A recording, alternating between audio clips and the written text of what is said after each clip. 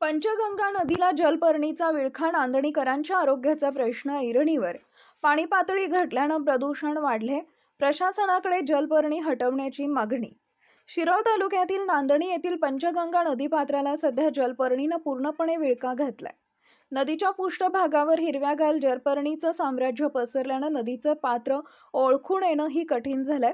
त्यातच उन्हाळ्याची चाहूल लागताच पाणी पातळीत मोठी घट झाली असून पाणी कमालीचं दूषित झालंय. यामुळे परिसरात दुर्गंधी पसरली असून नागरिकांच्या आरोग्याचा गंभीर प्रश्न निर्माण झालाय. नदीपात्रात साचलेल्या जलपर्णीमुळे पाण्याचा प्रवाह थांबलाय. पाणी संथ आणि दूषित झाल्यानं परिसरात डासांचं प्रमाण वाढलंय. यामुळे जलजन्य आजार आणि डेंग्यू, मलेरिया यांसारख्या साथीच्या रोगांचा धोका वाढल्याची भीती व्यक्त केली जाते.